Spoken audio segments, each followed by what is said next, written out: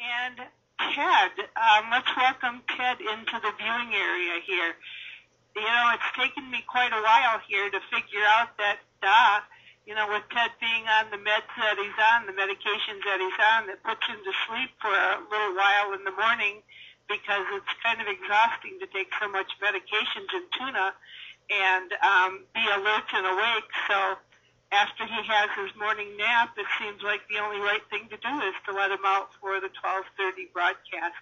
And I know that all you folks online, he just makes your day when you see him, and he's enjoying a treat.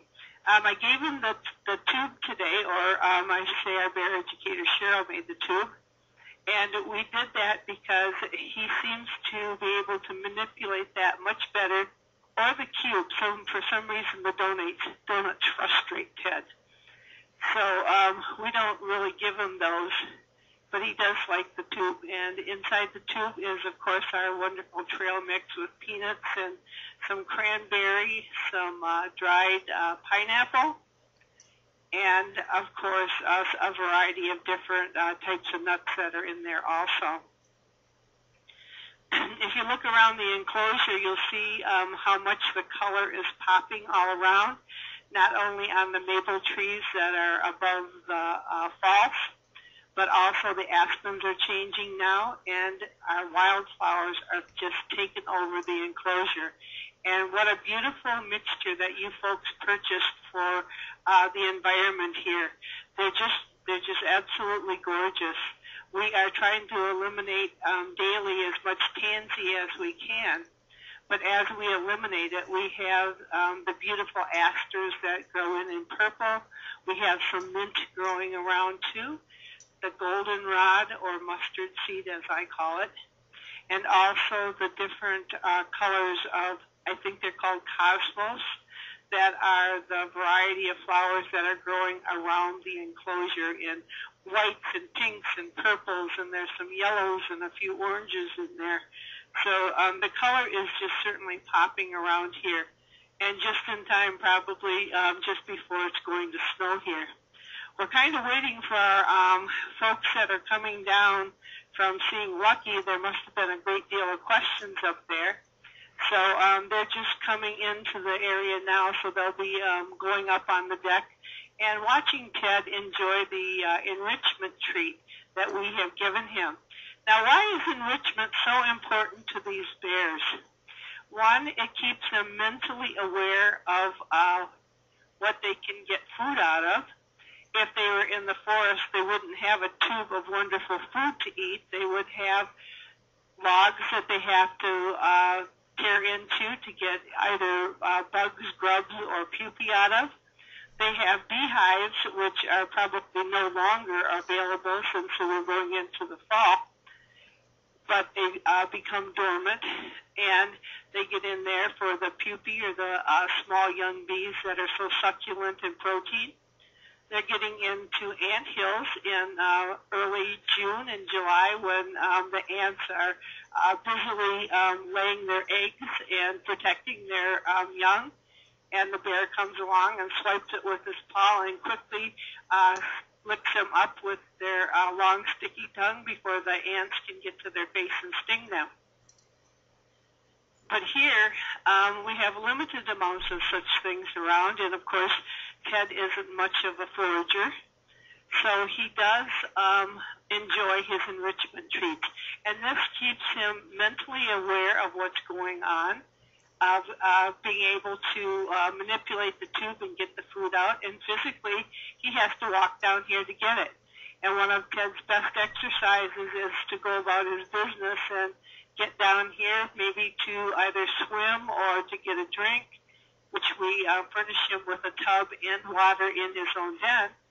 But certainly the best part of his day is to be able to come down here. And Tasha was out earlier, but she has put herself back in her den, so that's always a good thing, because when Ted moves back in, we can let Holly and Lucky out. And the drama there is, and one of the questions is, where do you think Holly's going to den and what's going on there? Well, earlier this week, and we do know that we had a lot of people viewing and watching. You saw Holly not only accept the straw that we gave her and move it quickly into the big bunker after she checked the direction of where she was going. That was quite cute, too. But Lucky joined her. After his dinner, Lucky came up and watched her from afar at first, and then he moved up on the bunker roof. Well, Holly felt that was a little too close for comfort, so they had words, and she slapped the fence, and he just stayed where he was at. And it's very interesting, and I wrote this in my news today, how a 300-pound-plus bear, Holly, can intimidate a over 500-pound bear, Lucky. And but she does and continues to be the matriarch here, and we're proud of that fact, and we always announce it when our guests are visiting with Holly. But she just amazes me at her stature, and that I almost believe that if she had a crown, it would be on her head. So I think she needs to change places with Tasha sometimes and sitting in the tub with a little crown and her stick there, her magic stick and staff. But that's Holly. Anyway, moving on here, you see that Ted is still working diligently at getting every piece of food out of that tube, and he will.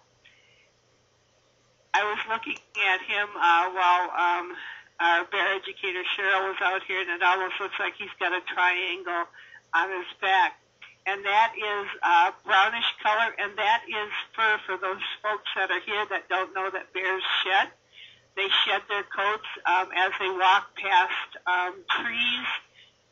They mark themselves and leave fur on the bark, and also a lot of the raspberry bushes pull that old fur out.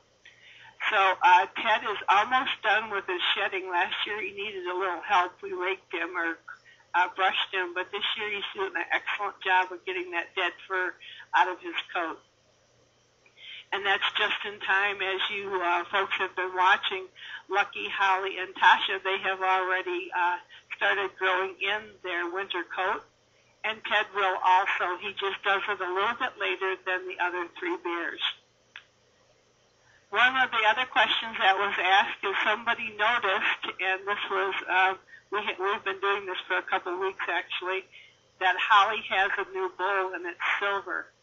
Well, I had an extra food bowl at my house that my son's dog, Abu, when he comes to visit, he uses a silver bowl. And so I washed it up and brought it in because that's something Holly can't take the bottom out of. With our rubber bowls, she has taken the bottom out of 4 of them this summer. And consecutively, actually, she had them lined up like they were just a little train, but she took the bottom out of all the bowls. So we kind of changed her. Someone had suggested, why don't you use a dog dish? And so I kind of thought, well, I don't want to buy one, but I have one at home. So I brought it in and I washed it up, and Holly seems to be okay with that. So as long as she's okay with it, I'm okay with it. Another one of the questions that you folks asked was about Ted and tuna, and what does he get in that tuna. Ted is the only bear here that does receive tuna. He has it in the morning and at night. He is on a considerable dose of not only arthritis medicine,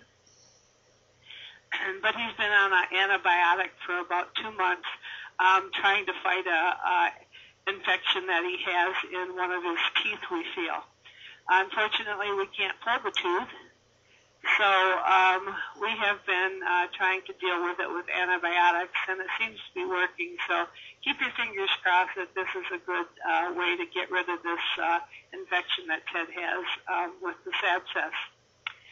So I think Judy's putting him on the scale to maybe get a different weight.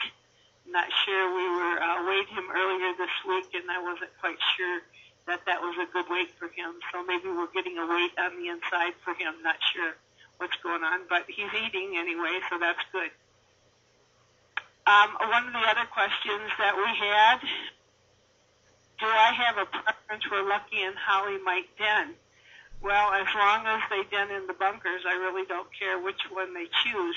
I'm pretty sure that I'm thinking that they're probably going to den together, but who knows?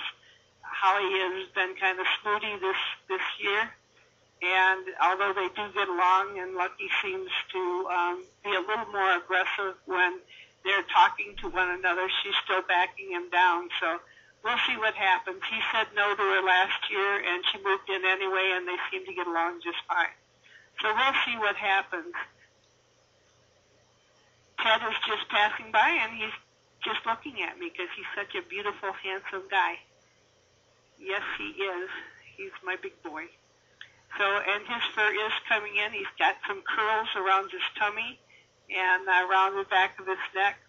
So Judy's going to try to move him in, but I'll probably have to move in order for him to come in. So I want to thank everybody for tuning in.